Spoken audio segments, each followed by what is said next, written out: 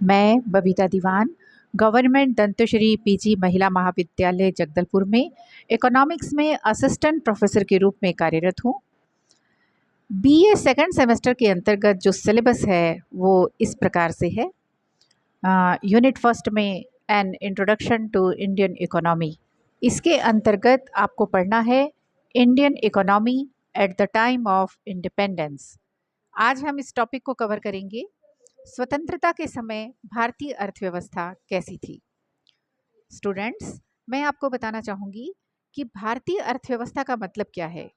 भारतीय अर्थव्यवस्था का अर्थ उन सभी खेतों, कारखानों, दुकानों व खानों, बैंकों, स्कूल, कॉलेज, विश्वविद्यालय, अस्पताल आदि से है जो लोगों को रोजगार देते हैं तथा वस्तुओं और सेवाओं का उत्पादन करते हैं और उन वस्तुओं और सेवाओं का उपयोग देश के लोग करते हैं।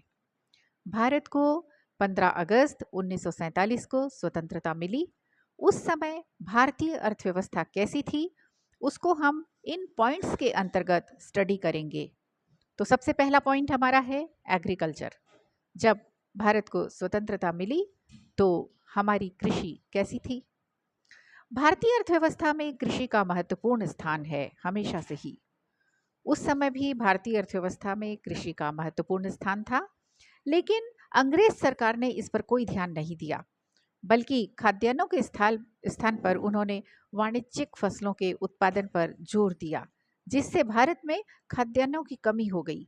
स्वतंत्रता के समय भारत में खाद्यान्नों की भारी कमी थी, इसलिए हमें विदेशों से अनाज आयात करना पड़ता था। उस समय यहाँ पर जमींदारी प्रथा लागू थी, जिससे यहाँ किसानों को भारी रकम लगान के रूप में अदा करनी पड़ती थी, जिससे किसानों के पास खाने को बहुत ही कम बच पाता था। साथ ही किसानों को कृषि का कार्य करने के लिए साहूकारों व महाजनों से ऋण लेना पड़ता था। उस ऋण के ऊपर उन्हें बहुत ऊंचा ब्याज देना पड़ता था। इसके कारण किसानों की हालत बहुत ही दयनीय थी।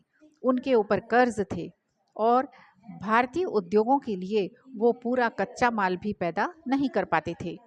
तो स्टूडेंट्स, आप इसको ध्यान से पढ़िए, सुनिए और इसको अपने दिमाग में बिठाइए, और जो कुछ आप अपने दिमाग में बिठाते हैं उसको आपको अपने तरीके से आंसर शीट में लिखना चाहिए।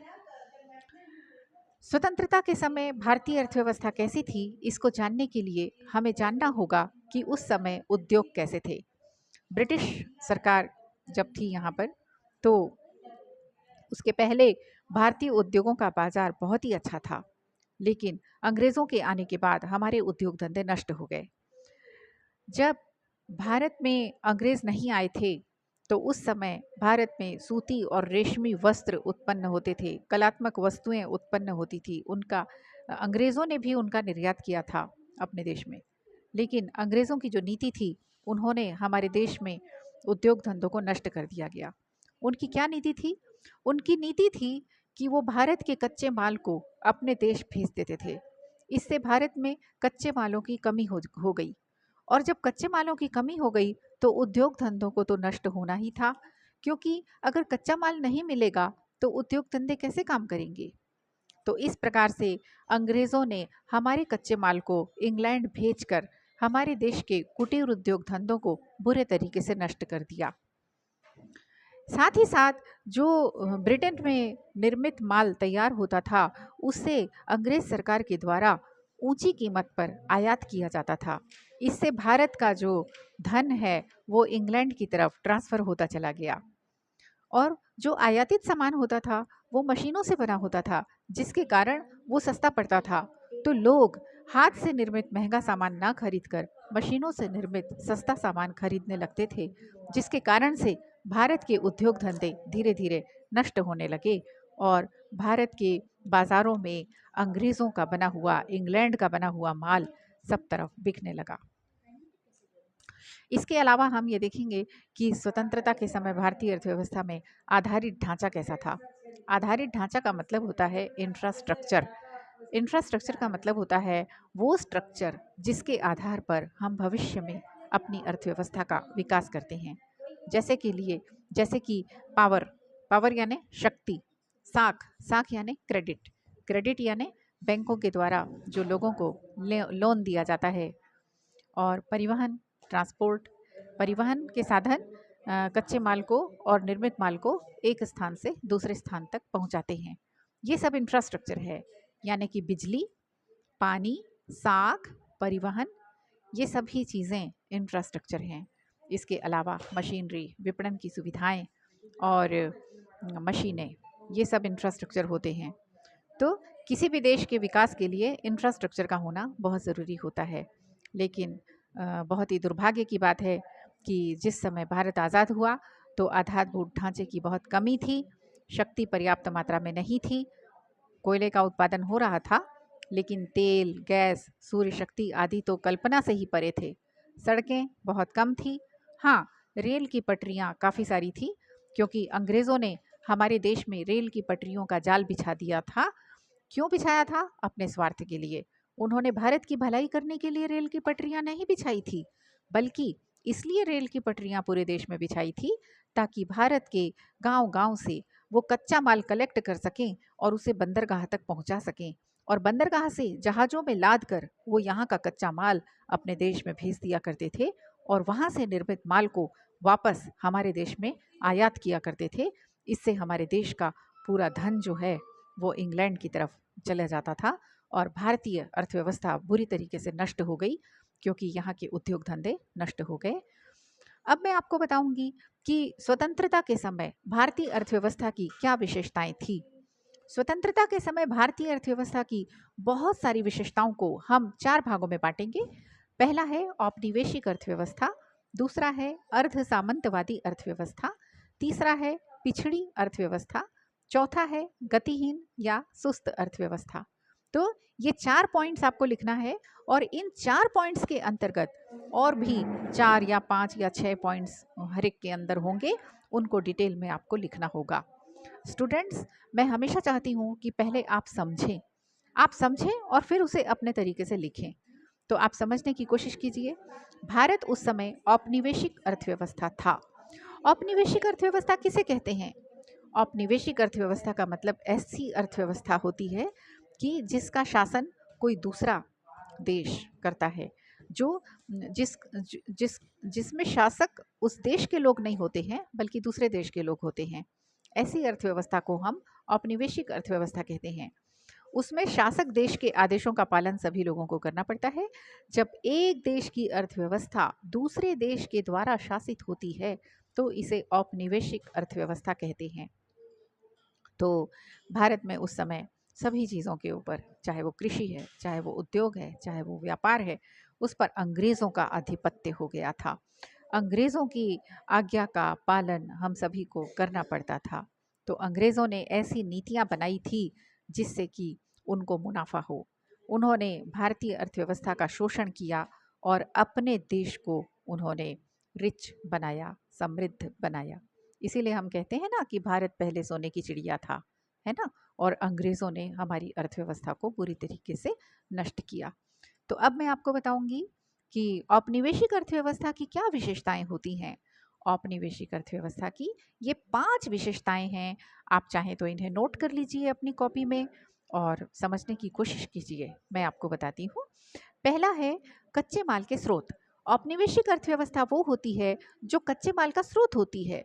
जो शासक देश होता है वो शासित देश से कच्चा माल लेकर अपने देश में भेज देता है। तो जो शासित देश है उसके अंदर उद्योग धंधों का विकास नहीं हो पाता है। क्यों? क्योंकि वहाँ का सारा कच्चा माल तो विदेशों को भेज दिया जाता है, यानी कि शासक देश को भेज दिया जाता है। तो वो कच्चे माल के स्रोत होते हैं। जो अंग्रेज थे उनके लिए भारत कच्चे माल का स्रोत था। अब हम आपको दूसरी बात बताएंगे, औद्योगिक वस्तुओं के लिए बाजार। जो शासक देश होता है वह उपनिवेश के अंदर जो कुछ भी कच्चा माल वहाँ से ले जाते हैं और अपने देश में जाकर उससे निर्मित माल तैयार करते हैं, उस निर्मित माल को बेचने के लिए उन्हें बाजार की ज़रूरत पड़ती है। तो वो बाजार कहाँ होता है? वो शासित देश ही बाजार होता है। तो अंग्रेज़ों ने क्या किया?